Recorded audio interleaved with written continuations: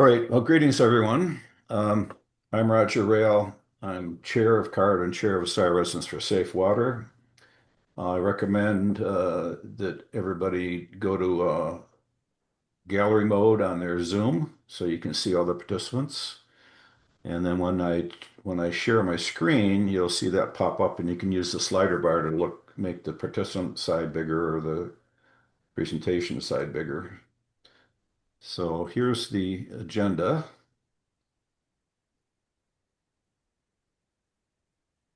Everybody seeing that okay? You want a little bigger, Rita?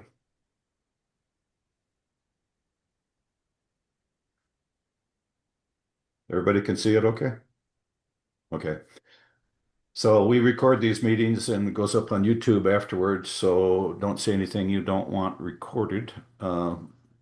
We've once or twice had to go back and edit something after somebody said something they didn't want posted. But so I've been doing this for now going on 32 years as a citizen volunteer watching over the Gelman site since 1993.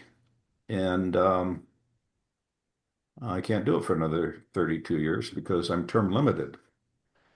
So, welcome everyone. And I'm going to turn it over to Beth, and we're going to uh, approve the minutes. We got one change already that was mentioned that will be made before the final. What was that change again, Beth?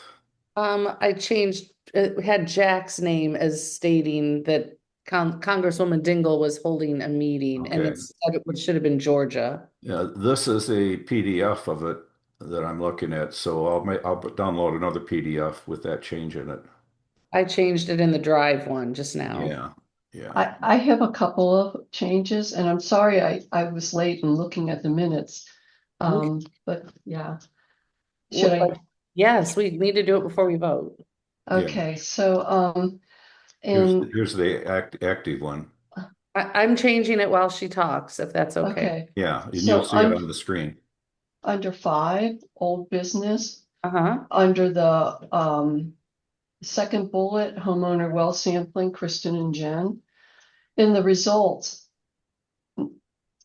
it seems like the wording should be changed for the last sentence. The last sentence reads that the new detections were likely due to the EGLE increased sensitivity, but that is arguing that's not consistent with Dan Bicknell's presentation and analysis. I would suggest that wording in that sentence should be changed to read county staff suggested that the new detections were due to. I don't know how other people feel about it. I wasn't at the meeting. I was camping, but There, that Okay, change is made. I just okay. I think that accurately describes what actually happened. Yes. Yes. And then I have a minor, very minor change under the review of 1,4-dioxane migration in the findings, the first bullet. I would say in the second sentence, a new well detection near Partridge Ridge. I thought it was unclear just saying a new well near Partridge. Good point. Okay, and I think I have one more, and they're very minor. So Well, that's important. Yeah. I think that's it. And I just had a comment that I saw that about the Green Fair. And so I went to the Green Fair website and they didn't list SRSW or card, but that's not on the minutes. Sorry. But that's a good point, though. Yeah. Okay. Okay, well, now the minutes as they're corrected, Amended. do I have a motion to approve the new corrected minutes? For purpose of a discussion, I make a motion to approve. Thank you, James. And is everyone in favor of approving these minutes now? Yes. Aye. Aye. Is there anyone opposed? Speak up. Okay, hearing nobody, the minutes are approved. Thank you. And now I'm going to turn it over Thank to you. Jack Eaton, who is our moderator. Thank you, Jack. Good morning. I'm Jack Eaton. I'm the executive director of CARD, and I'm going to try to guide us through the agenda. There are some modifications that will come up as we proceed, but I didn't see anybody from EPA, so I'm going to move right along.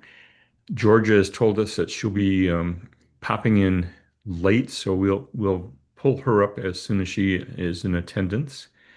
And Dan, did you have anything you wanted to speak on this month? No, just looking forward to US EPA designating the Gelman site as a Superfund site this fall. As we all are. Thank you. Any other comments or questions about the EPA? All right. If somebody draws my attention to Georgia's attendance when she pops in, I'd appreciate that. I'm going to turn it over to Chris for the EGLE updates. Thanks, Jack. Good to be here with y'all today.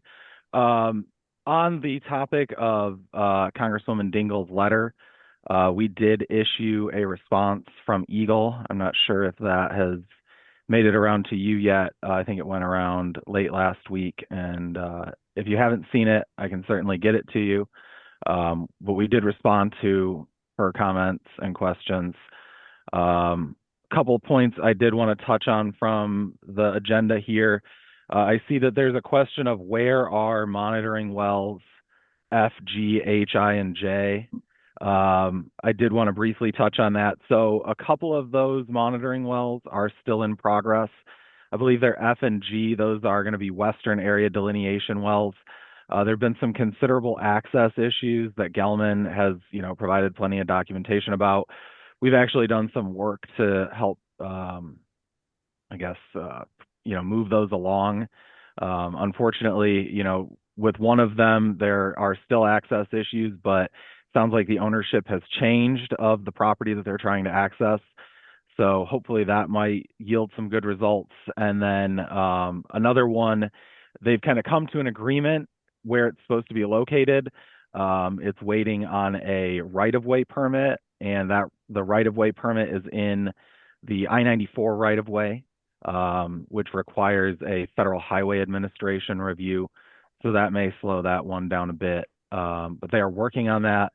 Now, so those are Western area wells, sort of north of Jackson Road in the area of the old movie theater. I don't know if that helps you guys locate it in space. Now, H, I, and J, on the other hand, those were going to be Eastern area delineation wells. I don't want to say too much about that because I was not actually involved in, all of the discussions that modified the consent judgment. My understanding is that they were removed from the consent judgment. And the idea was, in my recollection, that the reason for that was some of those well locations are going to be dependent on what we learn in the GSI investigation in the Eastern area. So I think they did not want to get tied into those positions. But, EGLE has continuously advocated for more delineation in that down gradient and Eastern area. We definitely want to see more wells in that area too. So, we're gonna work with Gelman to get something down there. Exactly where is not 100% certain right now, but they did get removed from the consent judgment. But like I said, I was unfortunately not a part of those negotiations, so I don't know the whole story. But we are going to try to get some new wells down there in that area. And we do have some new monitoring points at the Slauson School where we did get some wells in there. And I see, Dan, you got your hand up. Go ahead. Yeah, I think that there are 3 wells that were supposed to be over in the West Park area still in the Fourth Amendment consent judgment. They may not be designated as H, I, and J, but there are 3 that are still in there that were in the signed consent judgment back in, I believe it was 2023. Okay. I have those somewhere here. I'm just trying to find them. Yeah, and I'm not sure exactly what transpired and what sort of the language is in there. I know that all I know is that they sort of disappeared from the map. But like I said, we're going to be advocating for getting extra wells down there. Obviously we need to know what the Plume's doing in that area. So we're going to be trying to work with Gelman to get that information. Well, if they Kathy. disappeared, there would have been a change in the consent judgment. Yeah, that's right. I believe there was a change, but like I said, I'm not 100% certain on exactly what the language that got changed, removed, et cetera, was. Um, I just know that as far as I know, they're not like on the map, and there's no like certain location where they're going to be located. No, it's a general location. I know, general Mhm. location. Go Yeah, ahead. there may still be a box down there, but my understanding is that the actual locations are not like concrete and in the new CJ. So, Kathy. Yes, I just wanted to let you know, you said that there was a property transfer that was I'm going not to so be sure. occurring I'm with not so sure. Let me correct that. Okay. There's some new change in the operators, like the management of, I believe it's the Cube Smart property. So Roger, your mouse is kind of hanging out right in that area. So Is this the movie theater area? No, so the well, movie theater is where one of the north of the movie theater, basically in the I-94 right of way, is where we're hoping to locate one of those wells. okay. Just so And you know, the mhm, property transfer that Scioto Township expected to go through mhm, regarding the sale of the Quality 16 movie theater mhm. has fallen through. The developer has Yeah. withdrawn that proposal, and Mhm. this might be the time to contact the owner again. Well, yeah, we were aware of that. Like I said, the gears were already sort of turning. I believe with the current owner of that property, Gelman has basically they can pass through, right? They just didn't want the well on the property, and I believe that the reason for that was the impending transaction. So basically, the wells will be located on the northern edge of that property, but off of the property with access to pass through. So that, the gears I think have already turned, and that one's in a good place. The other one is that I spoke of with the change in, and I guess I said ownership, and I don't necessarily think it's with the property owner. I think it's with the people that manage the property. Um, that is the storage facility that you see there. That sort of linear series. Yep, exactly. Thank you. So that has had a change in the property management, and Gelman is hopeful that that will at least bear some fruit on getting some access in there. So, Okay. yep. I have a Thank you, real quick Kathy. question. I have a real quick question too. Um, as far as on the east end, Mm-hmm. down near West Park, Mm-hmm. even though perhaps those wells aren't in the consent judgment, Mm-hmm. EGLE and the county and the city could actually agree to place additional wells and do additional testing, kind of like they're doing the additional testing of drinking water wells to the north of town, couldn't they? That's a good question, Jack. I don't know exactly what, leeway we have in that regard. My understanding is that we're going to be trying to argue for those wells as part of a down gradient investigation. And that down gradient investigation is going to be informed by the GSI investigation that's going on down there in the drain at this moment. My understanding is they're sampling down there. They're taking, flow measurements and dioxane samples in the drain, and that information is going to be used to, work out the down gradient investigation. That's my understanding right now. Okay, thank you. Yep. Are those samples going to be part of the database?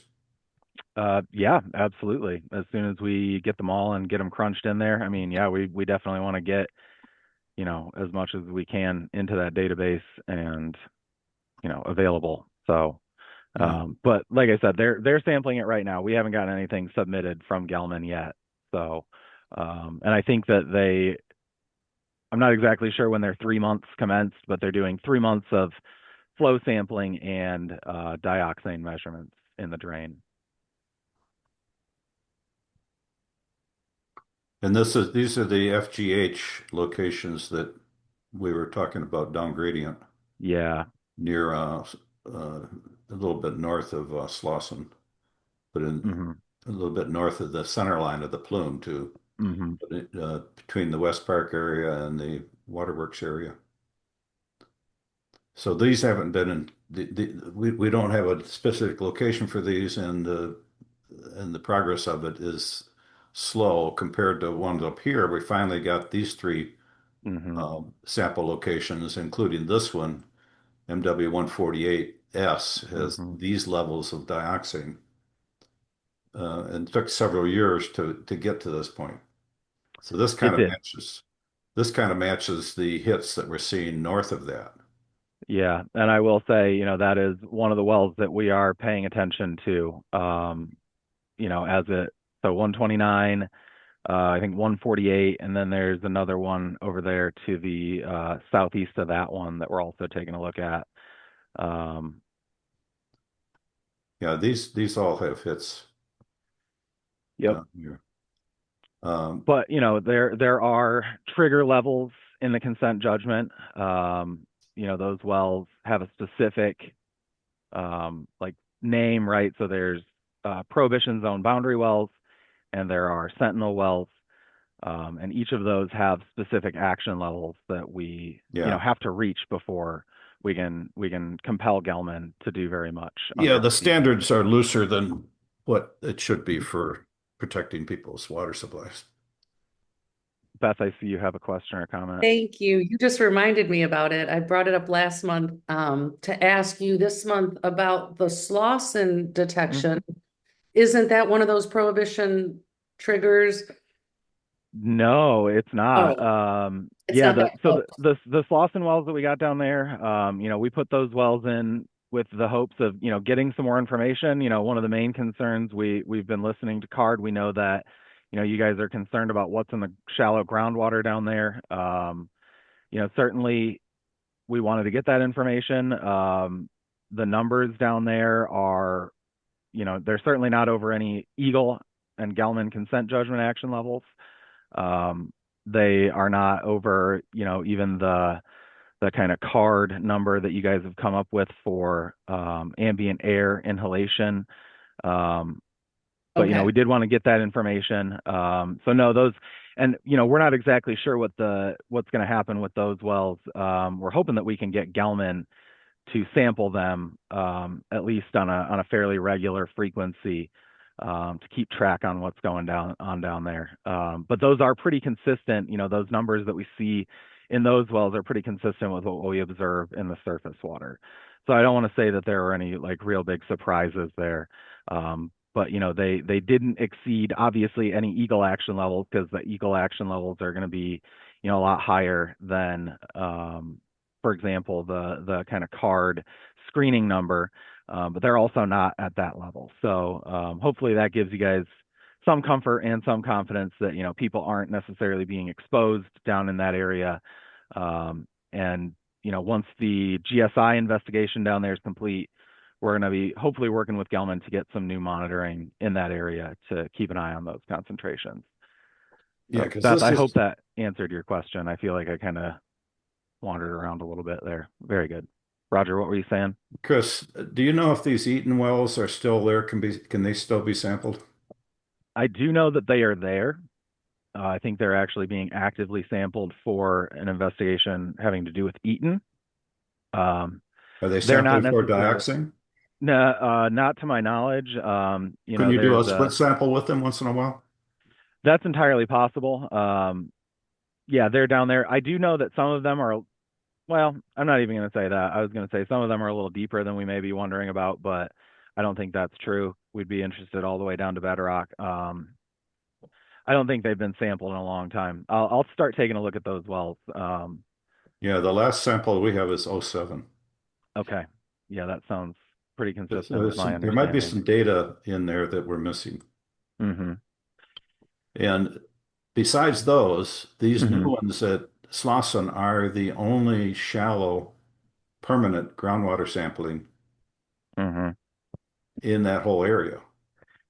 Yes. And, we'd like to get more down there. We'd like Gelman to do that work. But, that one of the reasons that we really did want to put those wells down there was because, we did listen to your concerns about, knowing what was in the shallow groundwater. So we wanted to get that information, and fortunately, that data isn't showing anything negative. There's no exposures, nothing Not unacceptable yet. down there. Well, and that's why we want to keep an eye on it and keep Yeah, monitoring because it and, this is what's have those coming. permanent structures. So, Here's the next upgradient shallower area, and this isn't that shallow. yeah, and I'm not 100% certain that, But there those it will be wells, shallow when it gets here. right. This is 80 feet down here, but down here it's going to be in that area where there's artesian conditions or close to it. Right. Well, yeah, and I haven't done the analysis, so I don't know, 100%, but and I see Patty just put in there, yeah, okay, so 415 West Washington, so that's a different site. Those were non-detect in 2022. Thank you, Patty. That's good information. Yeah, there's a bunch down there that could serve as monitoring wells. We could get information, but getting Gelman to actually agree to sample them might also provide a challenge. So as Patty's saying, 415 West Washington does That's have right. a permanent well that could be sampled as part of the Gelman site. Yeah, there's a few down there, Roger. Mhm. Obviously since the demo, probably some of them have been destroyed, but there are definitely some in the area that can be sampled. I don't think any of that data is in the database. Okay. I can probably send it to you. Yeah. I mean, If that you should be can an forward it automatic on to thing us for the too, and city we to can. share. Sure. Yeah. This Sure, affects Chris. the city's future as well as University of Michigan's and the whole region. We should have the evidence, we should have the data to know what's really going on. And all government units should share what dioxin sampling data they have with the state so they can include it in the official Gelman database. Yep, I can send that over to both Roger, you, and Chris. Yeah, but Thanks, Patty. a routine, should be a routine standard operating procedure. So all the departments know this, that to share this kind of information. That's why what's one of the purposes of CARD is to coordinate what everybody's doing for all the stakeholders. So those kind of the data should be shared immediately once it's validated. Anyway, that's my opinion. Thanks, Roger. Understood. Thank you. James, I see you have your hand up. Thanks, Chris. I was just going to dovetail to what Roger said. I think in terms of 415 West Washington, that's certainly a high-profile site for the city. I know some issues regarding it in terms of potential development, but if development were to occur, I think now would be a good time to hit the ground running in terms of the wells. If there need to be anything else that's put in there, this would be a good place to have them there. So now's a good time to move on those. So thank you. Just my 2 cents. Thank you. Great. Well, just a couple more comments I had on the agenda. The main one was about the marshy area feasibility study. In my last written update, it was, you guys are having your meeting before we had this meeting. So it was framed as a future event. It did occur. We met with Gelman's consultant, who's going to be doing the work in the marshy area, and the EGLE Water Resources Development, the wetland folks, for a pre-application meeting, for them to get a sense of, this is the information that EGLE is going to, EGLE WRD, that is going to want them to provide for doing that work in the marshy area. I can't speak to too much because WRD is waiting to issue a letter. They send out like a pre-application letter that sort of summarizes that. So I don't want to step on their toes or say too much for them. But I will say that, during that meeting, they had some concerns about sort of the future, right? Like, okay, once this is over, once it's, complete, what does it look like for restoration of the wetlands? And they also wanted to know sort of like what the metrics were for success, and sort of medium-term plans. And I think that was one of the things that RRD, we had expressed our concerns about as well, was, what are the monitoring plans? How are we going to know this is effective?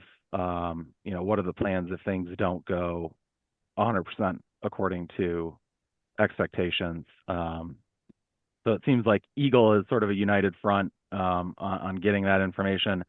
They did also express some concerns about, impacts to the wetlands, because one of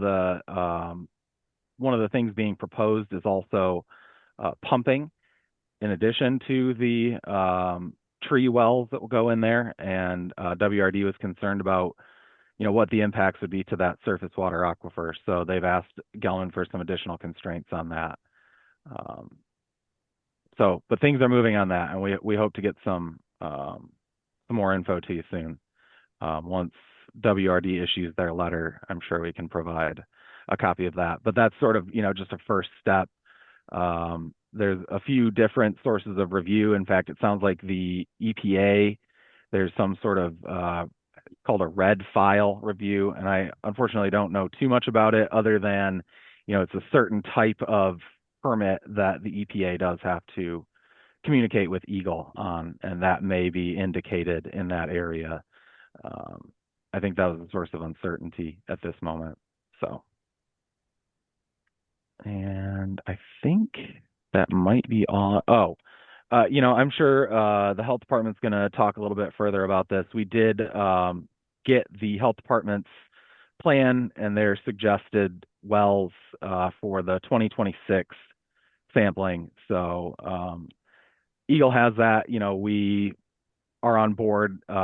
We're just going to make sure that we have the funding available. So that might be a hiccup to that, but I think we should be able to get all of that approved and get those wells assessed. And if the health department, I'll wait to see if they have anything to say, because Jenny may be prepared to present on that. If not, we can come back and chat a little bit about that. So I don't want to steal their thunder, though.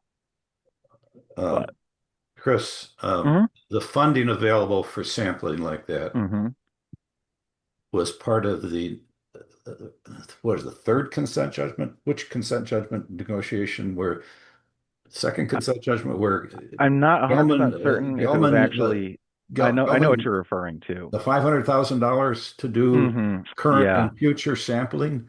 That's what the yeah, state settled for, that's without right. knowing how many dollars it's really going to take. I can't speak to the wisdom of my forebears. Right. Certainly, it might have seemed good at the time. That said, I don't believe that there's too much more of that settlement remaining, and we're going to have to ask for state funds to continue that work. Yeah. So this is part of Gelman's overall plan from the very beginning to transfer costs and risk to the public for their problem. It's ongoing. That's another reason we need the EPA in to make this right. So let's remember not to blame the scientists for the lawyer, the lawyer's work. I understand that, but this is not the first time this is going to come up. Certainly. In the coming decades, there will be turnover at all levels of all decision makers, and all decision makers have to think ahead. And the decisions made now is going to affect what decision makers scope they have to work within in the future. We have to look long term on this. When I first got involved, I said there's enough dioxin by Gelman's estimates to contaminate 3 whole townships if it was dispersed equally. If it was dispersed all at once, it would enough to contaminate all of Lake Erie. And at the time, the magnitude of the problem wasn't really appreciated by all the decision makers. And that's an ongoing issue. So we don't really know how much dioxine's left. Nobody's done a calculation on that, to my knowledge, since the early 2000 or 1999, when they estimated 80,000 pounds was left. And we've already removed, about 120,000 pounds of that 80,000 pounds. So there's already 40,000 pounds of error right there. we don't know how much is still left to spread, and we're seeing all these hits around, and it's affecting homeowner wells without any way to get replacement water to them. And any remediation is now back on the public, back on taxpayers and homeowners and other entities to deal with a problem that's Gelman's problem. So that's just wanted to remind people of that this is not going to go away anytime soon, and we got to be a little harder on we got to hold the line here and not let this area become a problem for everybody around this area. And here we have the knowledge, we have people that are involved. And if we can't get the right thing to happen here, what hope is there for anybody else where they don't even have the data? Anyway, that's my spiel. Yep. And certainly that's the reason why we've been advocating for EPA involvement. Speaking of the EPA, I noticed that Georgia popped in, and if Chris is done with his portion of the agenda, I'm going to go back to Georgia. Well, are we done? Because there's some more here. MS4, we got all the way through here. Yeah, unfortunately, I don't have much to say about that, other than, we're gonna work with WRD to get some commentary on that one. But yeah, the geothermal at the Slauson School, I mean, we kind of already talked about that. We've got a couple of wells in there. We're hoping to get Gelman to sample them in the future and get some more down gradient wells. Yeah,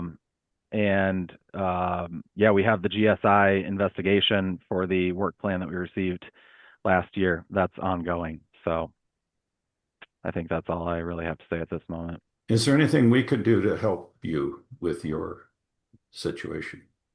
You mean the GSI situation, or any of these? Anything that CARD and CARD members can do to advocate for any particular problems you're having with negotiations, or I greatly appreciate that offer, Roger. I haven't necessarily I don't have anything off the top of my head, but I'll keep that in my mind and think about that.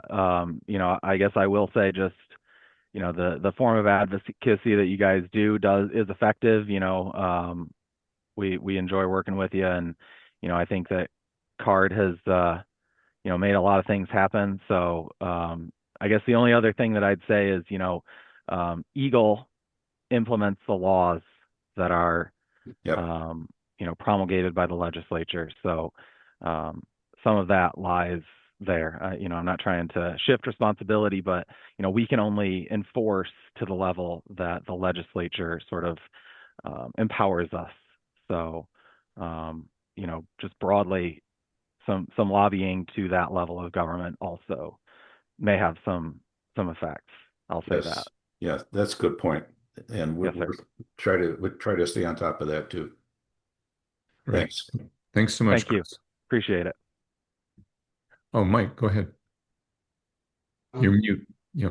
Let me ask if this is the appropriate time to ask this question. When I tried to sign on a couple minutes before 10, everything crashed. So by the time I got back in, you guys were well into this topic. Were the minutes approved as written? No, there were changes made.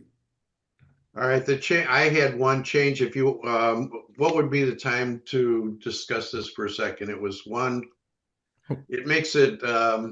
It's on the very last part, just above the Scioto Township on page 2 and the discussion. Let me go. I don't know what to do if we've already approved the other minutes. Let him That's point why out. I'm asking.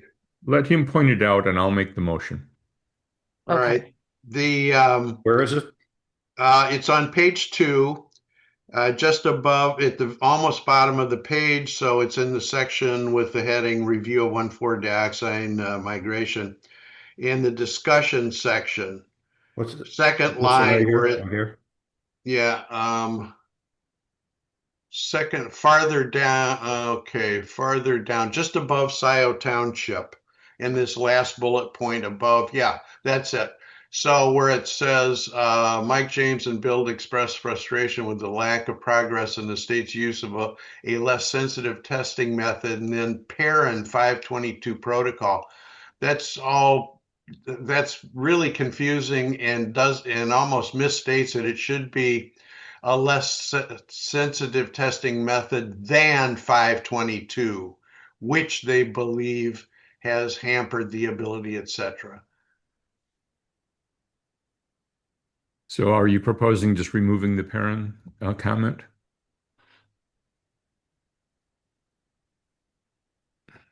Oh, okay. I went ahead and retyped it because I guess you said you can do a motion and we'll approve it now with this. I wrote, So looking at that, Mike, is that satisfactory to you now? Yes, it is. It was just confusing. It made it sound like I was objecting to 522. Yep. Okay. Good point. So let me take this for a moment. Thank you, and sorry for the interruption. No, it's a good interruption. I'm going to make a motion that we reopen our consideration of the minutes. All in favor? Yes. So moved. Aye. I, Any opposed? Okay. I now make the motion that we accept the suggestion that Mike made and that was entered by Beth. All in favor? Support. support. All opposed? Okay, that's accomplished. Now we're going to turn our attention to Georgia from Congresswoman Dingell's office. Let me get back to that. Yeah, I don't have anything on the EPA front. And apologies if this was already referenced earlier in the meeting. I was running late from a different meeting. But as everyone knows, we sent the letter in late July to EGLE, mostly concerned about the Plume's migration. And we did receive a formal response from EGLE late last week. And I think I can put attachments in the chat, so I will do that in just a moment. Mm-hmm. Chris mentioned this in his update too. Okay. I'm not quite sure. I'll have to figure out how to add it, but happy to share it. But just as a reminder to folks, the things that we asked specifically about was about the Plume's location and migration. Mm-hmm. What EGLE is doing to protect residents' drinking water. If EGLE plans to adopt EPA Method 522, how the state will improve the communication of health risks to residents. And we also asked for, oh, nope, sorry, I went too far.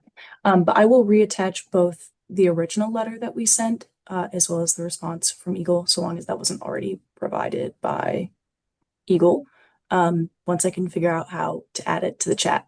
But I just wanted to make sure that everyone saw a copy of those responses as our team reviews it as well. Like I said, it came late last week, so we're still reviewing it ourselves, but obviously it's public documentation and we want everyone in this group to be aware. So yeah. I will put it in the chat. You can put it in the chat. You can also send it to Beth and me email. Okay. To make sure, double check. And Beth, I think we can add that reply from EGLE right after Dingell, Debbie's point here. Include the reply, the link to the reply once we get it. Didn't it go through card? Yeah. I think we all saw it last week, Yeah. but I will add that to the agenda. Yeah, we need to. I need to put it. We need to put it in the Dingell letter and well, I need to put it so we can. okay, Roger, you'll do that. Thank you. Yeah. Okay, thank you. Put it in there. Right. All right. Very good. One more thing, Georgia. I went to the town hall meeting in Ipsy. What was it, last week? How long did that go on? Because I had to leave early. Until around 8:30 or so. It went that quick? Okay. Yes, there's still quite a few questions, but we didn't have the room reserved for in perpetuity. We had to leave at some point. So. There were like 30 people online or something. All right, that was good Did though. anyone take a picture? I love to take photos when there's a long line of people asking a I question. think I have one I can share with That'd be you. good. Yeah. James has his hand up. Go ahead, James. You're mute. There. Thanks, Jack. And Georgia, I know this is a difficult question to answer, and I think probably related to the town hall. I wasn't there. There's probably a lot of concerned constituents out there in terms of the entire direction of the federal government. Do you have any discernment in terms of obviously we're waiting for the determination from Region 5 regarding the Gelman listing. They're still willing to go ahead with this type of programming. When I look at the federal government now, I am extremely frightened in what I see. Is it still as much as possible? Is there some semblance of business as usual, despite budget difficulties and whatnot? I'm just curious to yours and the Congresswoman's take on that in terms publicly. I think we're all concerned here. Yeah. I mean, we used to have avenues at the agencies through which to get updated information on how federal directives that affect the tops of the agencies are actually, panning out amongst the people who are doing this kind of work at what would be considered the lower level of the agencies. And we just don't have that insight anymore. There are a few people who are remaining assigned to respond to legislative inquiries. And there's what appears to be an unwillingness to share information with our office and other congressional offices about the real-time status of some of the directives that the agency has handed down. I guess the idea of business as usual, that is not a sense I feel whatsoever. Which is further complicated, of course, by the fact that the federal workforce has faced reductions in a variety of ways. And some departments are getting eliminated completely. And in essence, I suppose what I'm trying to get at is though we still have tools to inquire with both EPA and EGLE and some of the other governmental entities who are important decision makers in this situation, our ability to get reliable, expedient, and true information from federal agencies is almost gone. So we're really struggling with that. And while of course we'll formally send letters and like what we just sent with EGLE is also those responses have been sent to the Region 5, but business as usual, we do no. Sure. Certainly not. Just further complicated by the fact that some agencies have changed direction entirely, and all of that is a very hard thing to track, and it's also confusing for the agency's employees too, as they completely recalibrate. So that was a really long and windy answer, but I hope it provides some insight into, what feels like an uphill battle in communicating with the agencies about this kind of thing. Having once worked in the congressional office, I certainly understand that. And actually, I thought you did a very good job of answering that question in terms of the circumstances. I see Dan's hand up, but I just want to make it clear, I certainly have full confidence in terms of the Superfund process.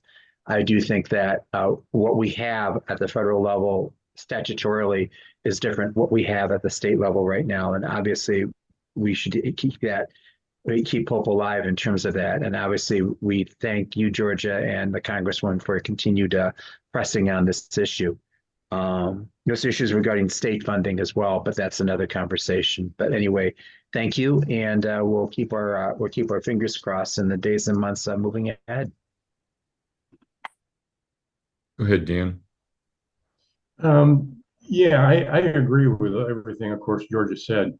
It was interesting, though. They had a Fox interview of Lee Zeldin, the current EPA administrator, And he was talking about, concerns that the current administration has with the Clean Air Act and climate change and things like that. But he specifically called out that the administration strongly supports Superfund and RCRA. RCRA is the Resource Conservation and Recovery Act, which oversees industrial sites and ongoing operations on industrial sites. So it was good that he specifically called out Superfund and RCRA that they continue to strongly support. And again, in the first Trump administration, they strongly supported Superfund as well. So there is some consistency in that between the past and current Trump administrations.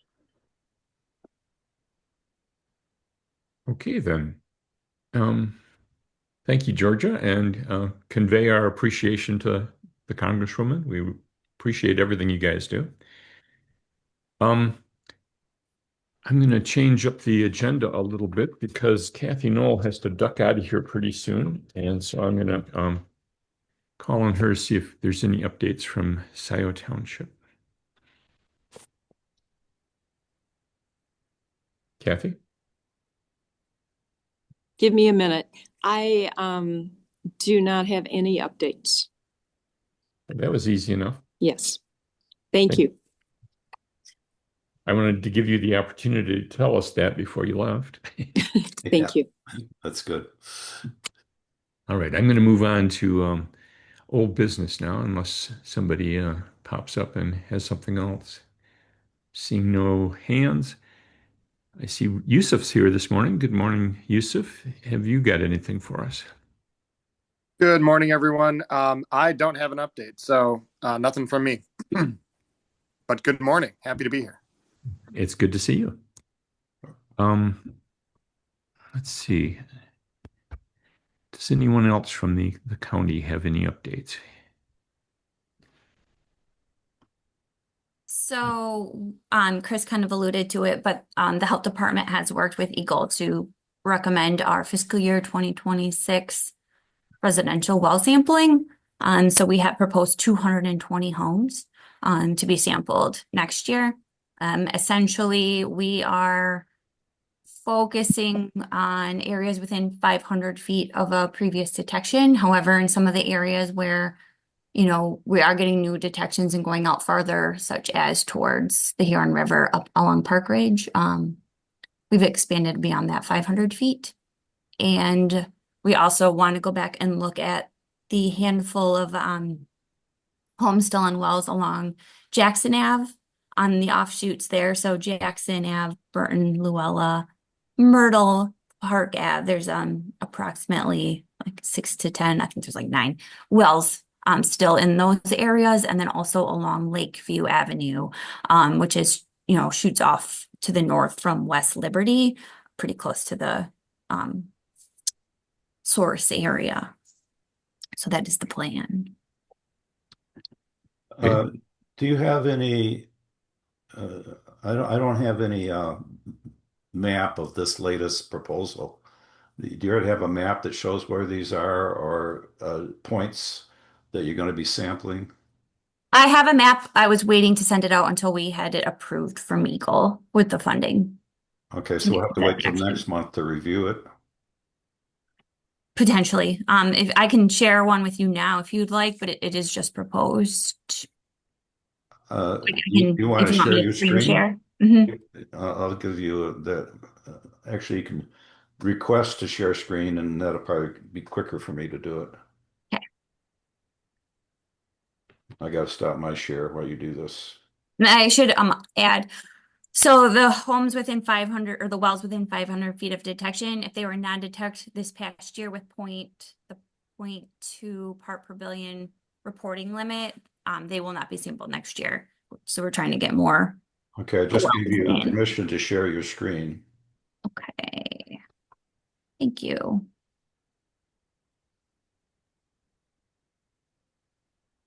All right. Let me know when you can see it. You can see it, but can you zoom in on it? Yep. So I'll zoom in here. I'll start at the south end. It's easiest. So Use We your got slider bar to go up and Lakeview. down if you need to. Yeah. I can't, okay. So we've got Lakeview down here and then the handful of properties here in green. So green properties are proposed to be sampled. And then as I move to the north, start down near Elizabeth and Dexter Ann Arbor, and then move to the north. The purple shaded areas, I don't know why it's jagged when it plotted, but that was my 500 feet from a detection buffer.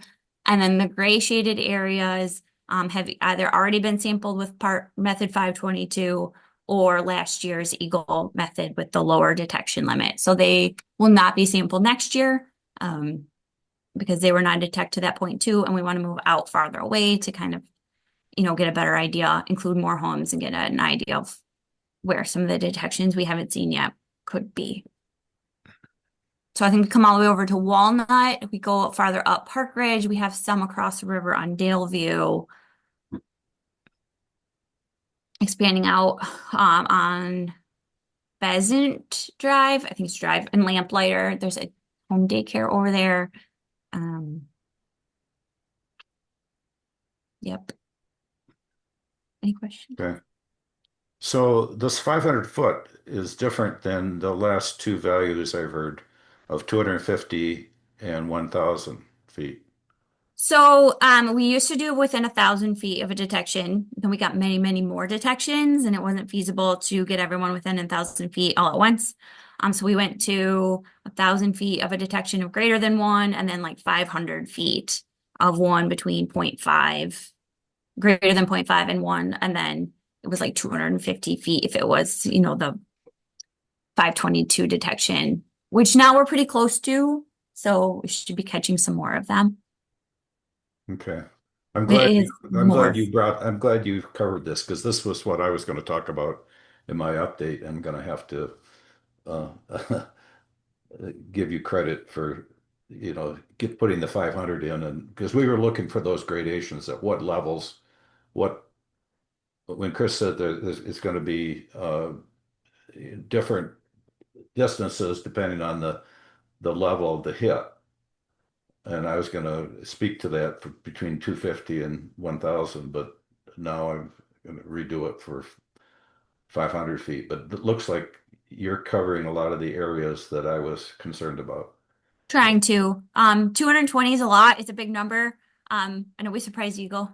And Eagle is great in offering to help provide some staff support for our sampling next year. But trying to expand out a little bit farther as we go, and catch everybody to that 0.2 detection limit now that we've gone from 0.5 down to 0.2. So yeah. Mike has a question for us. It's good that you're sampling more around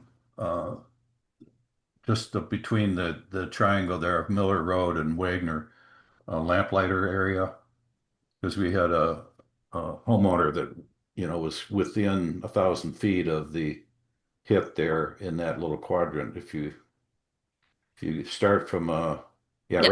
right there, yeah, and he is in that little center area where the lamplighter lettering is.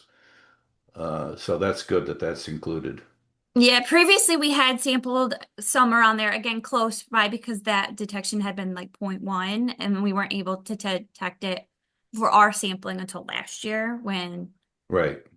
the level went down. So it's great that the lab reporting limit is more sensitive. Yeah, it's good that we're getting better. The more precise sampling we have, the more heads up we have, because it takes a long time to, well, first of all, like we mentioned before, getting funding for this sampling. Gelman should be paying for all this. It's their dioxin.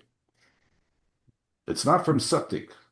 This is too deep to get from septics. This is a channel the historical channel from the glacial area that there's a preferred pathway, and we haven't really mapped out that whole pathway yet. We don't know where it's going and how long it took to get here.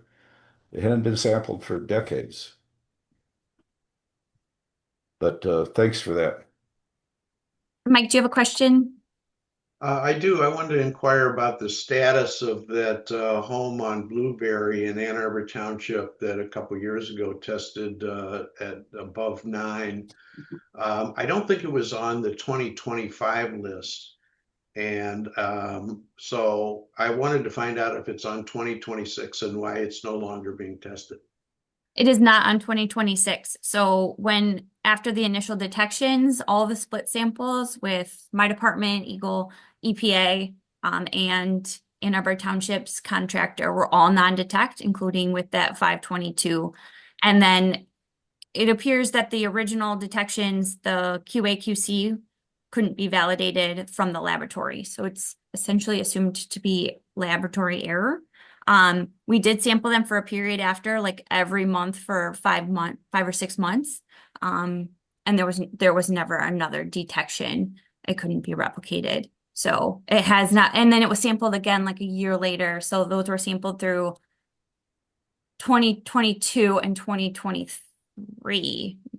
Chris, if you might correct me if I'm wrong on that. So we haven't done it again.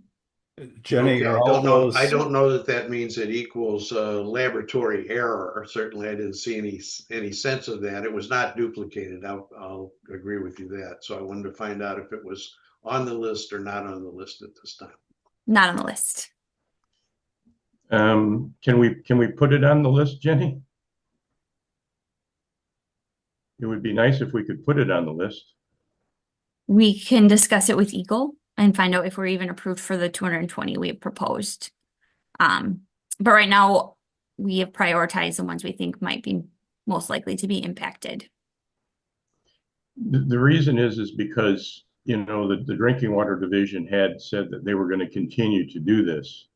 And while, like you say, it was 9 and then 1.9 and it hasn't had detections in a couple of years, there's still indications that the plume may be wafting around that area. So I think it might be prudent to take another look at it. And since you didn't look at it last year, maybe, you could look at it this year, sort of thing.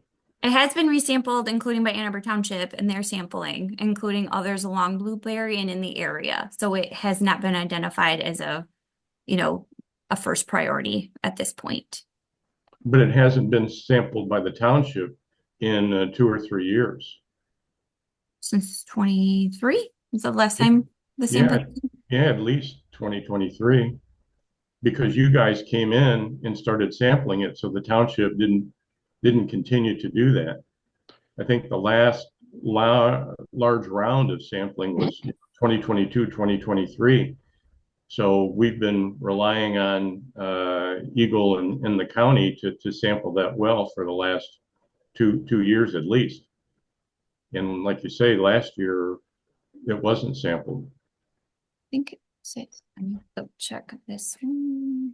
Do you have anybody else got a question while Jenny has her map up? Because I want to share what we're talking about with Blueberry. Yeah, I know for sure, Jenny, that last year it was not sampled, and the previous year it was sampled. It was sampled in 2024. Yep. Yes, but not 2025. Correct. Sorry, it wasn't sampled in 2024. Last year it was not sampled. It was sampled in 2024, not 2025. We may not have that date. 2025 right, you're right, not sampled in 2025, sorry, yes. So that's why, I was wondering if we could pick it up in 2026.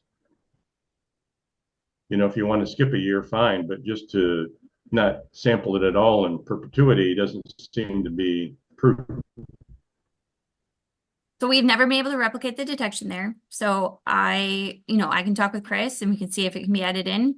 But I want to get approval for the other proposed sites first. That is my priority before going back there. Well, thanks for considering that. Here's the 1,000-foot from Blueberry, which includes some South Township wells. To my knowledge, these have never been sampled. Is that right, Jenny? They've never been They've never been sampled by, well, they've never been sampled by the county or the state possibly, but they were sampled, some of them by the township. Well, I'm And not that, sure. You think Ann Arbor Township went into Scioto Township and did the sampling? Ann Arbor Yeah. Township did their own sampling. Yeah, but here's the township line. Yeah. Were these wells in Scioto Township sampled because they were within 1,000 feet? No, because we were So- never able to confirm a detection there. No, but were these sampled? No, Even though there was within 1,000 feet of this hit? again, we were never able to confirm dioxane there. But did anyone consider this is within a bunch of these homes here are within 1,000 feet of this hit, and these were not sampled? Ann Arbor Township did sample some of them. Well, this is Ann Arbor Township right here. This is Scioto Township right here. So these wells in Scioto Township were these that are in within 1,000 feet of this hit on Blueberry. Were these Scioto Township wells ever sampled for dioxin? Not by Ann Arbor Township. That's what I figured. It's not your bailiwick. So wouldn't the county be the next level to make sure that these get sampled? Hello? They are within a detection, and we were never able to replicate a detection there on Blueberry. When it was 9 parts per billion and 1.9 parts per billion, you were using 1,000 feet. 1,000 feet criteria. These are within the 1,000 feet criteria. Our sampling has shown that levels remain pretty steady, and we've been able to replicate detection. That was But- not able to be done on Blueberry. We're not talking about, well, this is also Blueberry, I think. Isn't this still called Blueberry on the other side of the street? I don't know, right? I don't think so. I'm not sure, but I don't think that's called Blueberry over there. Well, whatever it's called, these homes are within 1,000 feet of this hit on Blueberry. Is this an intergovernmental issue? No, Roger. We agree with Jenny that, we were never able to replicate that detection. So, that 9 and 1, we don't necessarily consider those to be like accurate detections in that well. So that wouldn't have gone into the consideration. The 5 subsequent samples that were non-detect, we're never able to replicate that. So there might have been a slug of dioxin moving through there that the state sampling method at the time could not detect below. Well, Roger, we would have been able 1? to detect it at 1 and 0.5, but Right. we never did. And, our analysis indicated that those may have been spurious detections. And then the next, 5 monthly samples that we took were all non-detect. So we used that as a basis to conclude that there wasn't, an actual detection at that point.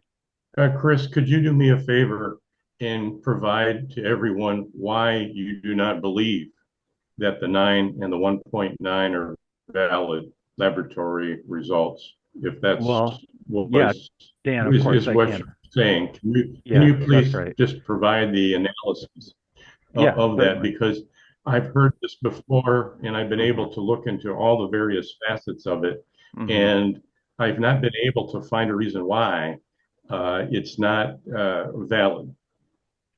So if you could, for number one, there was the fact that the could you just put it in the lab quality control.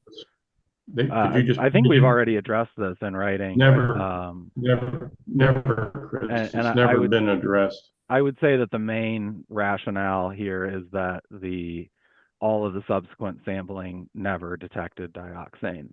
If we'd seen even a whisper of it, we would consider it, but. So I understand that, but if I may, Chris, if you previously put it in writing, can you send that to us again so that we can have it? And if you haven't, could you put it in writing? the considerations that went into discontinuing the testing in that area. Yeah. And I'm going to suggest that we move along because we're not really doing anything other than flogging this. Apparently, EGLE believes that the subsequent tests that were non-detect mean that there was an error in the tests that were detectable. So I'm not sure we're going to resolve that difference of opinion here. It may be that some of these people had their own testing done, and if they can show that it was non-detect, they'll have a basis if they ever get it for future lawsuits. If there's ever a, they have a starting basis, a base point zero in case they ever do get dioxin in the water. But it would have been nice if EGLE and the county had also done their testing with whatever the best method is to verify that, because it was within 1,000 feet of this other detection that now is discounted. To have all the non-detects around that would have helped future decision making. So any time in the future he has a hit like this, the criteria should be to make sure that it's not a type 2, if this is a type 2 error, we don't want any type 1 errors where you miss dioxane that should have been found because of not the best method or, some other thing.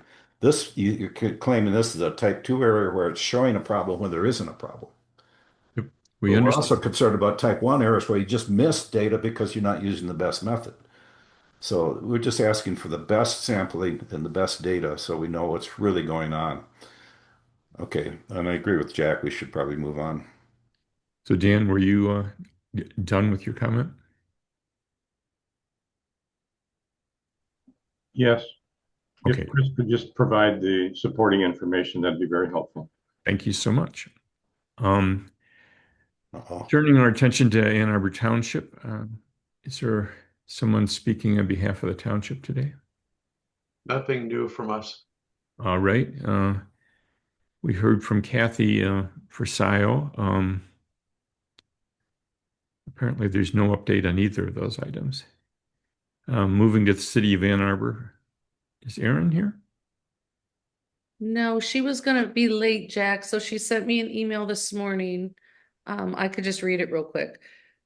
For city, or maybe Patty knows too, but for city updates regarding the comprehensive land use plan, the Planning Commission has finished its review of the second draft of the land use plan with city staff. The commission spent much of the summer editing the document during meetings. During this time, City Council also issued a resolution that called for some additional changes to be made regarding density within city neighborhoods. Those requests are reconciled and will be reflected in the third and final draft. The next draft is currently scheduled to return to the commission in October.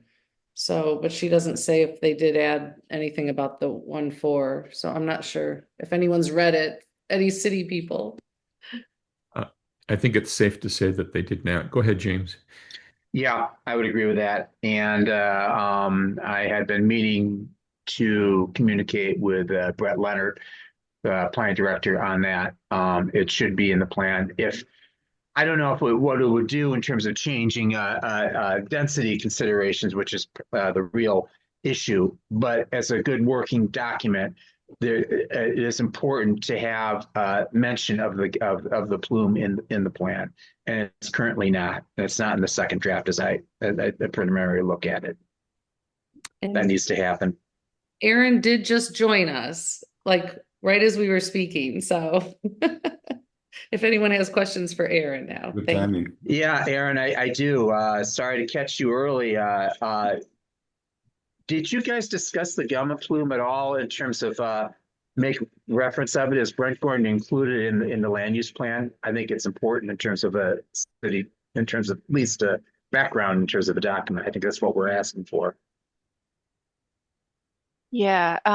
Sorry, what was the question? Say that again. Is there any reference to the plume in the comprehensive land use plan? At least as background. Yeah, I have not had a chance to look in detail at the second draft. I don't when I did a quick search before, I don't believe that it was included um, in the second draft. No. All right. I would be more than happy to communicate with Mr. Leonard to include that. He asked for references to it in a conversation I had with him in May, so I'm a little surprised that isn't there. Anyway, there it is. I'll follow up with that next week. I think I need to change the shape of the plume to make an elephant. All right. To be So for Ann Arbor Township, we'd like a copy of that letter regarding the third plan being expected in October, if that's possible.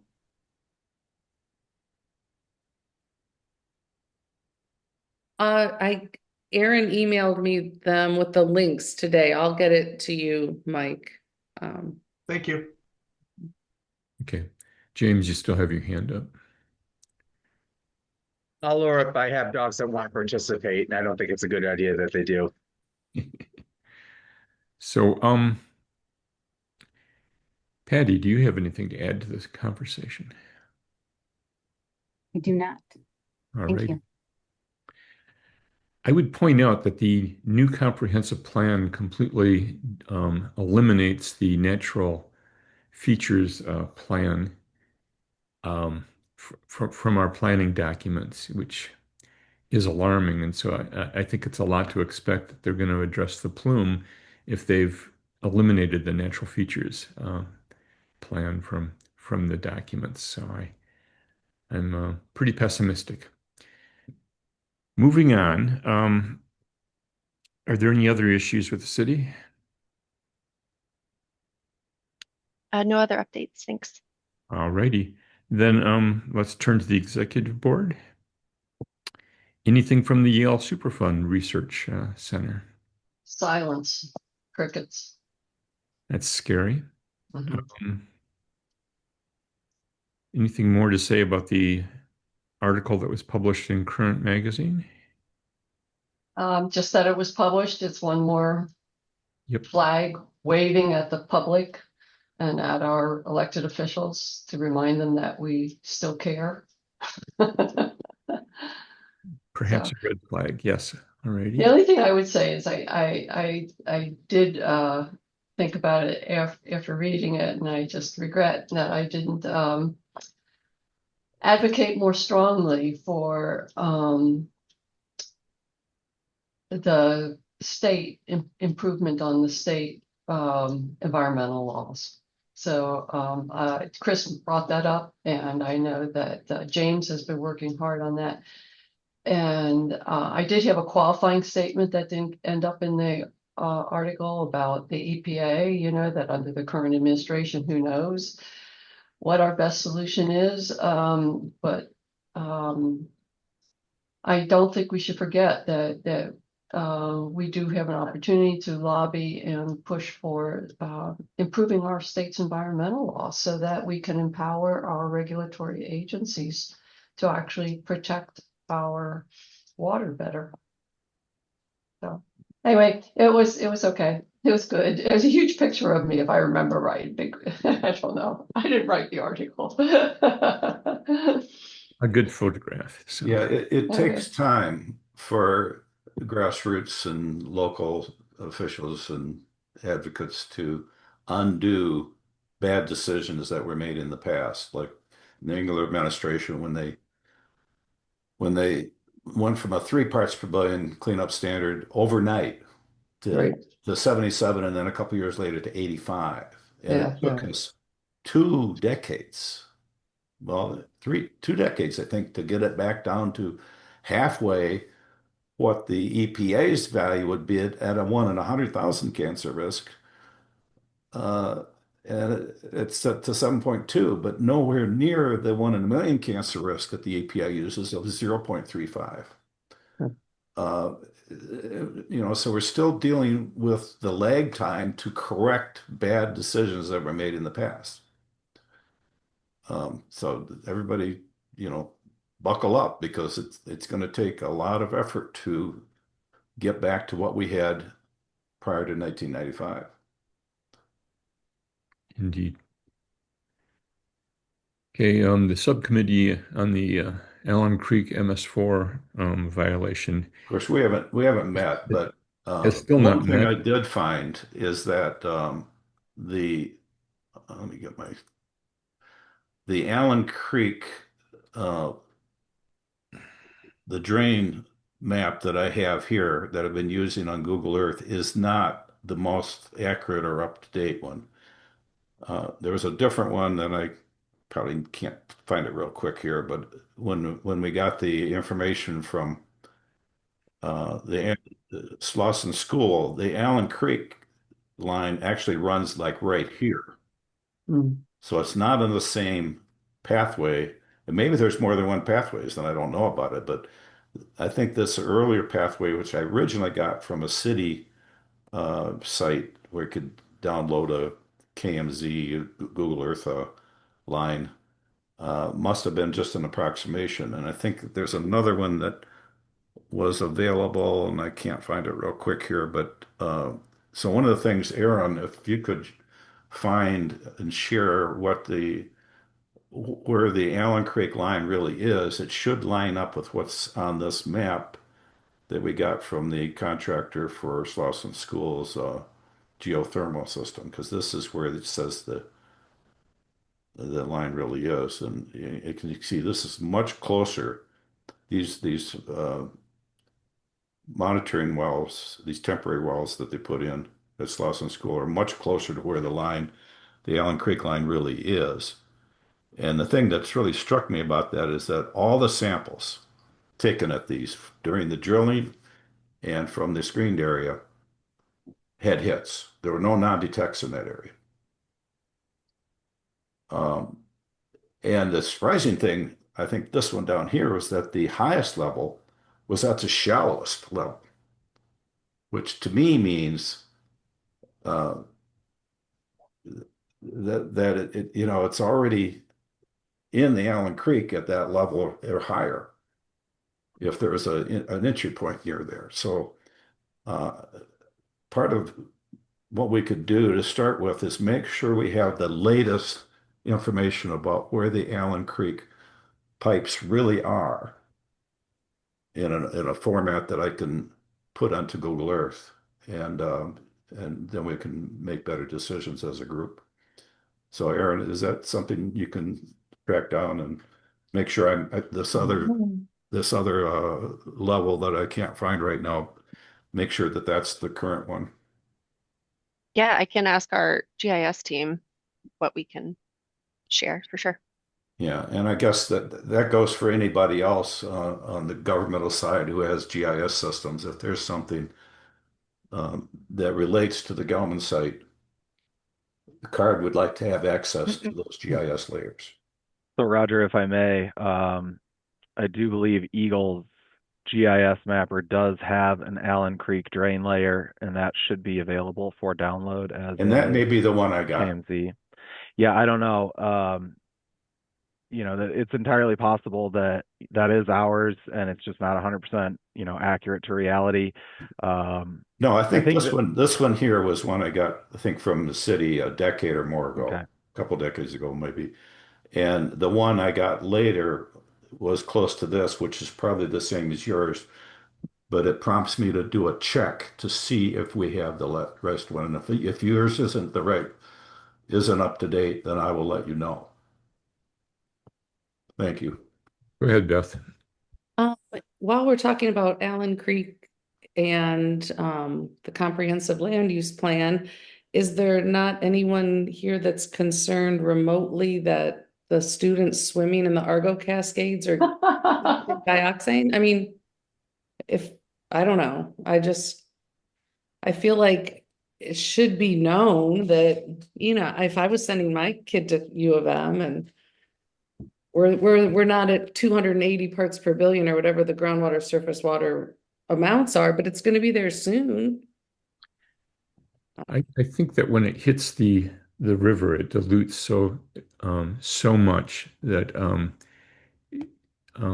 it doesn't come anywhere close to the state triggering level, for immediate concern. then we can be drinking it too, right?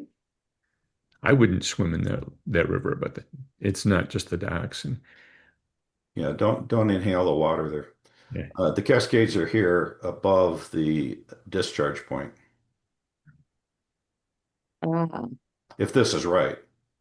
okay. Go ahead, Rudy. A couple things. One is that people, they're supposed to pull out before they go under that bridge below the discharge area, and they don't. I mean, if you just stand there for 5 minutes, you see lots of people going on their tubes down there. Secondly, we used to hear all about the I don't even remember what they called them, but the 7 or the 9 qualifiers for the Clean Water Act, and they included partial immersion and total immersion. We haven't heard that for years, many, many years, and I'm not sure why that language has disappeared. But we used to hear regular discussion of our waters, our surface waters, that included these expectations for meeting the Clean Water Act. And then thirdly, in terms of the Allens Creek, I would say you have to be a little bit specific because while it's called the Allens Creek Drain or the Allens Creek, it's got open waters and it's gotten pipes, and the pipes may or may not be exactly where the tributaries were. There are many tributaries in Ann Arbor of the Allens Creek. So when it shows up on a map, you have to be careful to find out what it is you're looking at. So thanks. Right. Seeing no hands, I'm going to move on now. We have elections. Oh, Joseph, I think, has his hand up. Oh, I'm sorry, Yusuf. Go ahead, Yusuf.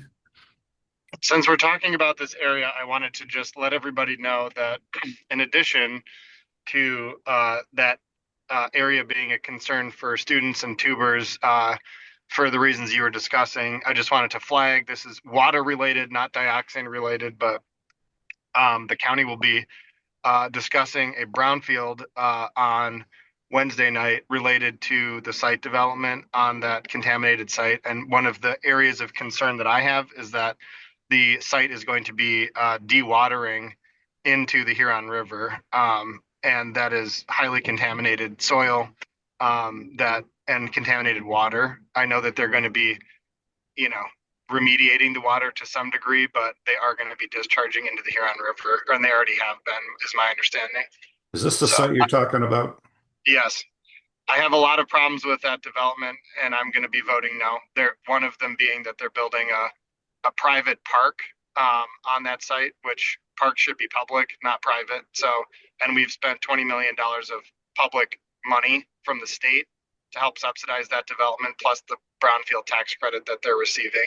But for the purposes of this call, I just wanted to let everybody know that part of their plan is dewatering. And it's interesting to read their proposal because they are, using some of the same language that they've used about the Gelman plume, and some of the vapor barriers that they're putting into the development and on the park itself. And I think this is not very generally known, but their proposal for protecting human health from contact with the contaminated byproduct of coal gasification on the site is to put a 2-foot deep soil layer, and that's their proposal at the quote unquote park open space. That's what they're proposing to protect public health, which I think is ridiculous. But that's a tangent. But since we were talking about that area, I wanted to mention that. Thank you. Oh, wow. Go ahead, Rita. Well, I just want to say bravo, Youssef, for bringing that up. It's really, like you said, it's a tangent, but gosh, it's so critical, and everything you said is so spot on. And it's just a crime that we keep hearing that dilution is the solution to pollution. And it's just like, gosh, this was a rallying cry how many decades ago? So anyway, just thanks. Keep up the fight. Thanks. Alrighty. So now I'll move on, and we'll discuss elections. Thank you, Jack. I did hear from all the current board members that they're willing to stay in their positions, except for the secretary. She's being difficult, so. But We'll continue to lobby her, yeah. we're going to start on September 4th. I thought all nominations should be in. I have heard from the existing members, but if there's anyone else that wants to nominate someone or be nominated, let me know by the 4th. Then on the 23rd of September, I will be sending out a 1-week notice of the vote with the slate of officers suggested and then on October 1st, we'll have voting taking place for 2 days until the 3rd. To all eligible voters, you have to have been at 3 of the last 5 meetings. And so I just send you the emails directly between you and I, and you'll let me know if I don't hear from you. Because a lot of the city staff just chooses not to vote, I think, in most elections, but you're more than welcome to. So that's all I got. Go ahead, Mike. Mike, do you have a question for me? Not so much a question as a statement. My position is kind of in between yours, Beth, and the others who enthusiastically wanted to continue. I'm willing to continue as vice chair. But again, it's just to make sure that the position is filled and that there's continuity. And if there's somebody who's really interested in doing it, please come forward. It sounds like all the enthusiasm we require for a position. Thank you, Mike. Any other comments on the elections? All right. Moving on. Let's see. I'm reading chat. I'm sorry. Anything to report on the polluter pay bills? Joseph just came off, and I don't have very much new to report. The Senate may take some action. I'm not sure, but right now the issue is the budget.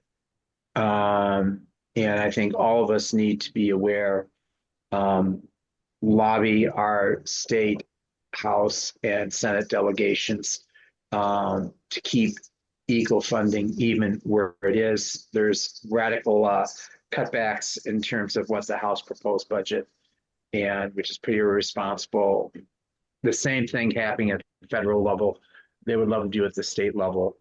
And we appreciate the work that Chris, Mr. Sabota is doing, and others. Obviously, they want to do more, and they need the tools to do more. That's what Polluters Pay is about. But right now, we need a budget to have that happen, even to do rudimentary work. And it is important that,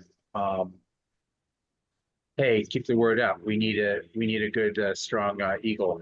We need a good, strong infrastructure that will help take care of the environment.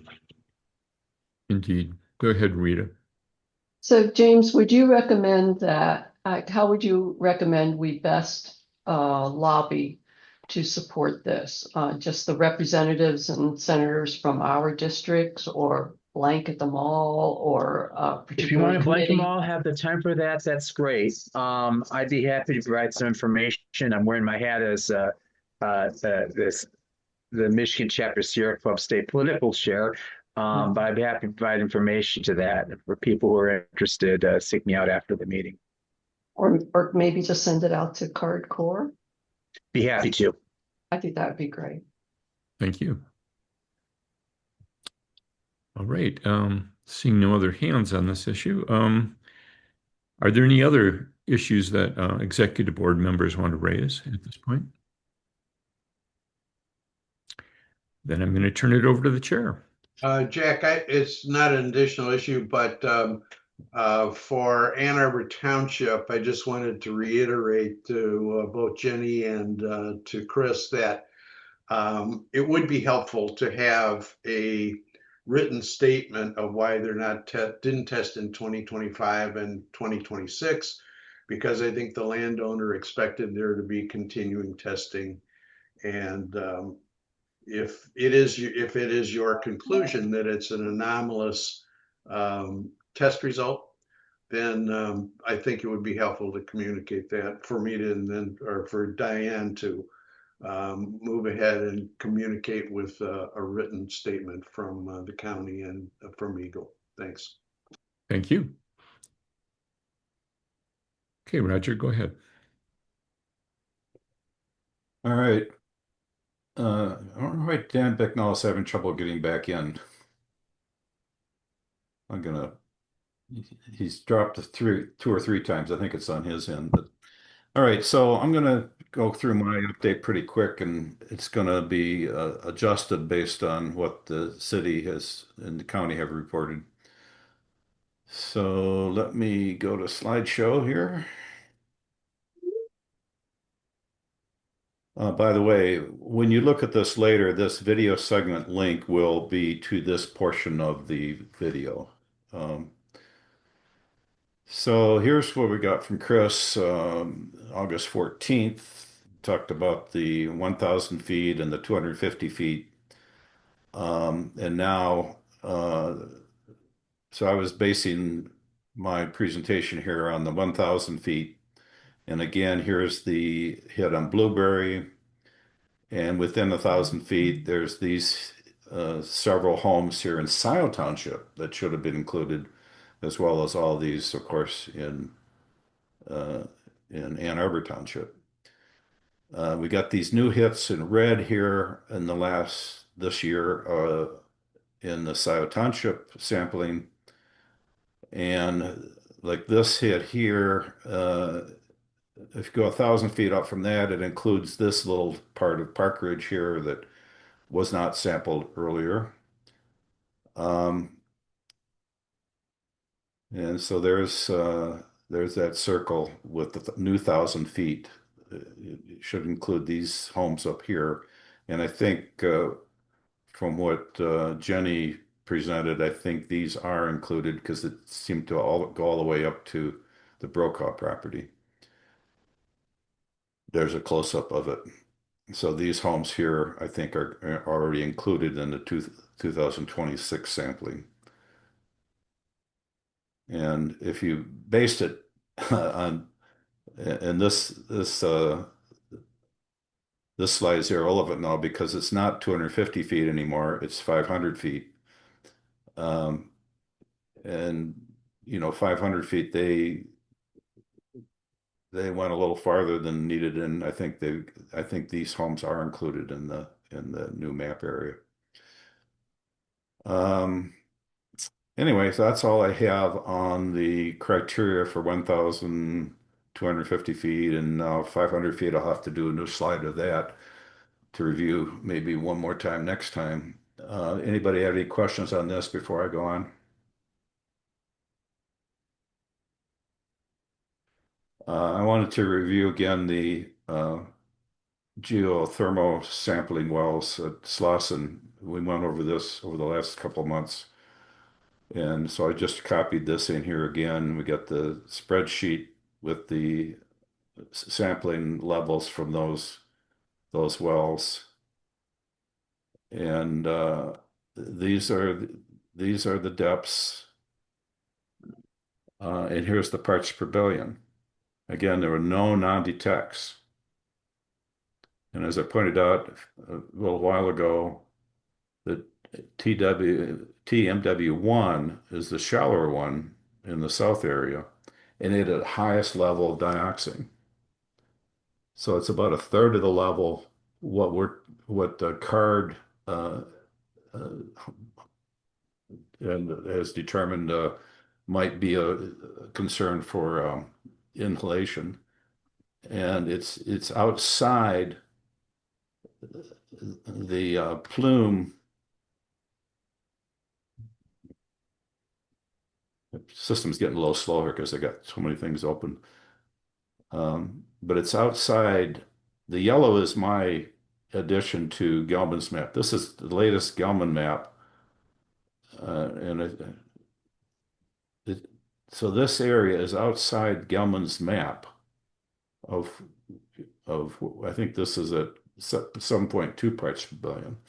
So we don't have an up-to-date map from Gelman that says that these are in, the dioxin has reached this point, but we already have 30 parts per billion here from these samples that were done. And the depiction of where the plume is not kept up with the data. And part of that is because the turnover, the time it takes to get the data, update it, and share it is lengthy. It shouldn't take that long. We're in this century. We should be able to share data almost instantly once it's validated. And I still don't have all the sampling data from all the entities through 2024. And we're already more than halfway through 2025. So the points I put on here are just from pieces of the data, not getting a full dump of the sampling data like I used to. And again, data is evidence, and the quicker we can get that raw data flow going, the better we can show people what's going on in reality. So I just wanted to make that point.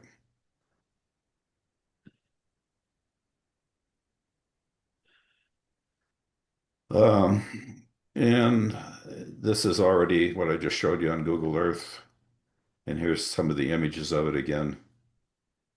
This line I drew through here was to show the elevation and how if you plot that elevation using Google Earth's LiDAR data, these are the elevations of those areas.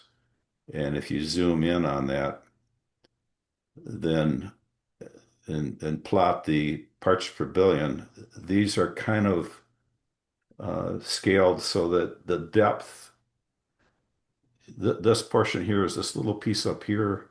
So you can see you're right near the surface. It's 31 and goes to 22. Then for some reason, it's back up to 24. So there's something going on here near the Allen Creek pipe.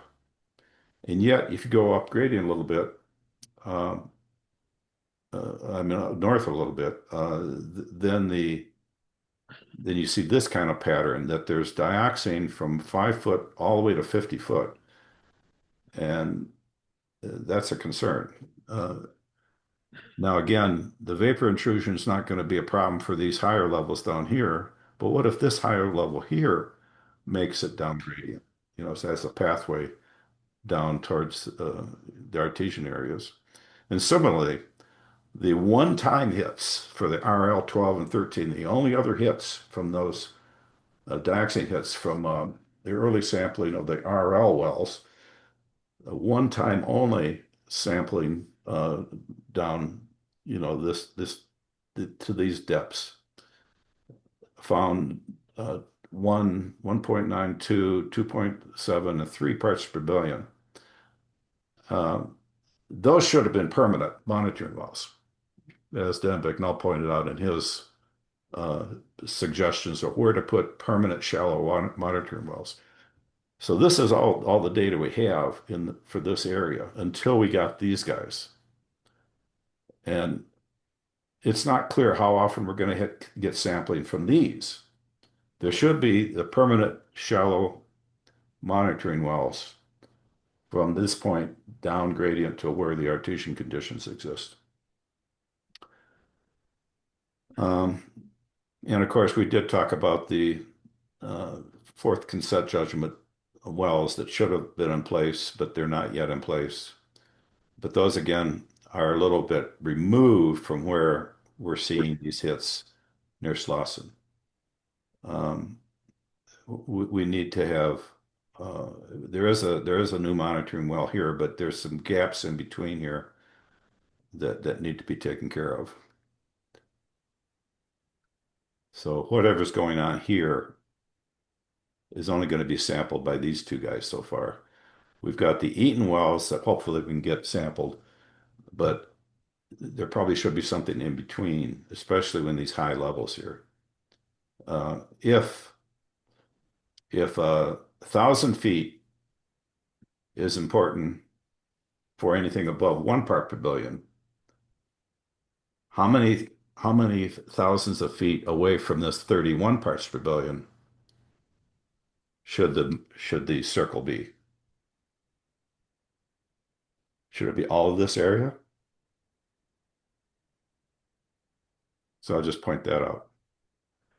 And here's the artesian area that we're talking about. So these are already in the area where groundwater is within 10 or 20 feet of the surface, according to Gelman's own maps. So this whole area should be peppered with shallow, near-surface groundwater permanent monitoring wells. Any questions on that?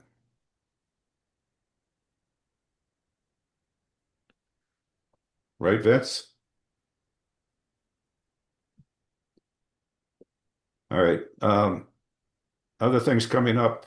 We got the Green Fair, September 19th. Vince and Rita and I and anybody else that's available, we'd like to see you down on Main Street, 5 to 8 p.m. We start setting up at 4 p.m.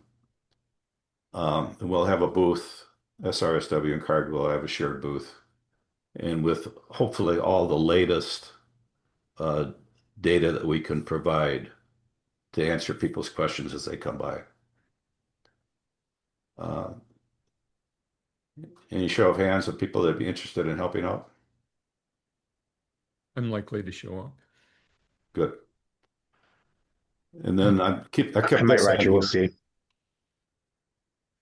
I kept this on here for I don't know much about this, but it sounded like a good cause, and it's a way to look at environmental issues with a more holistic view of creativity and that. I won't be able to go to it, but I would like to hear a report back from somebody that will go there.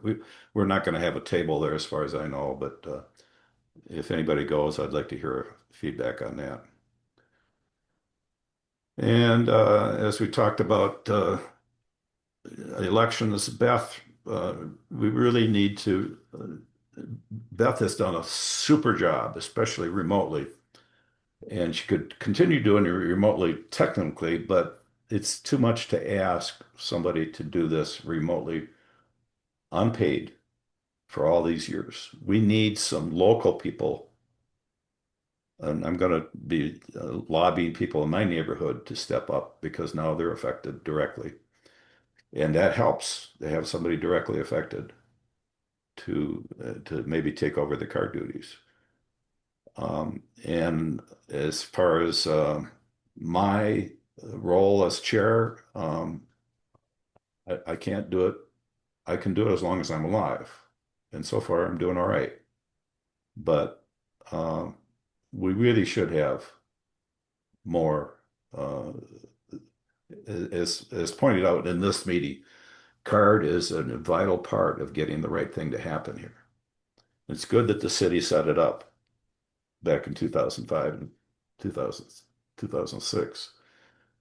And it's an outgrowth of the Intergovernmental Partnership Committee, which the city also provided. But the city's role at the higher levels is dropping off. We have good people like Aaron and consultants working, but I'd like to see more higher level involvement on this important issue at the city. We've always had good council people working on this until recently. I can't remember the last time we've had a council person on CARD at a CARD meeting. James, do you recall? Probably 4 years would be the right number to say. I think I'm speaking only for myself as an individual and not as an officer of CARD.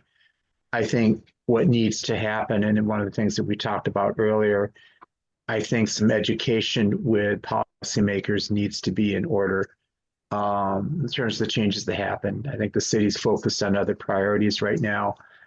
I appreciate their attention to those priorities, but if they're going to pay attention to those priorities, these issues are important as well. I'm being very diplomatic of what I'm saying, but I think some sort of reach out is in order. That's not something that can be solved in the next month, but in the months to come, certainly. And we have a previous council people that are on the screen who still get involved, Jack and Kathy. It's a question of we need values current council too. people. We need people that are actually, been elected, and they need to talk this up with their constituents, because this not only affects the city, it affects the university. It affects all the people that live nearby, the people that use city water, even though they're not in the city. So anyway, I don't know what we can do to, like you say, get the word out. Maybe we need to have a presentation before council. That might be helpful. So any ideas you have along those lines, send them along. And the best person to do that would be good too. So anyway, I think that's the end of my segment. These are up here. This is everything the secretary has to do, and it looks like a lot, but it really doesn't. It should be a paid position, but it's not.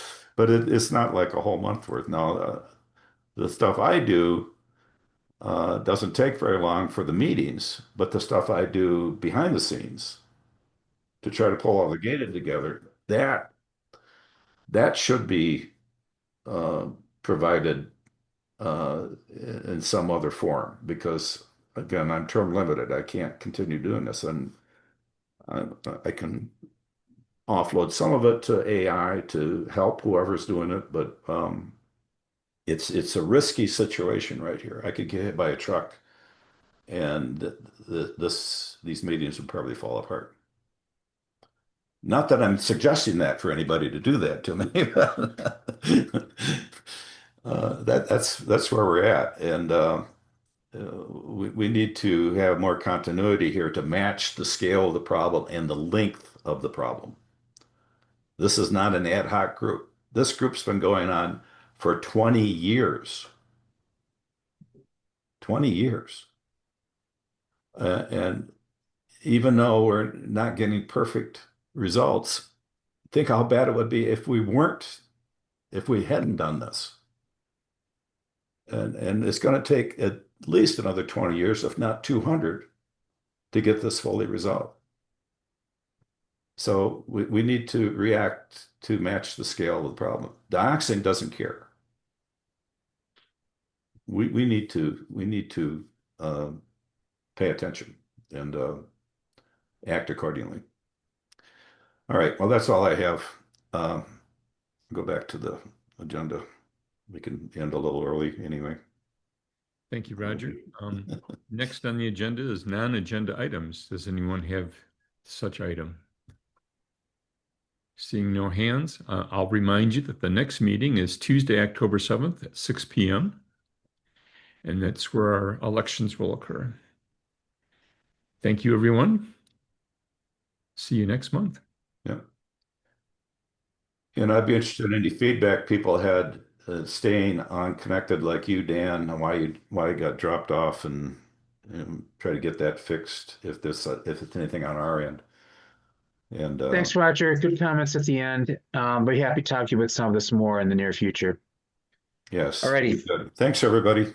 Have a good Thank one. you. Oh, Roger, hope A everything second, I gotta goes stop. well. I gotta stop the share Sure. and stop the recording.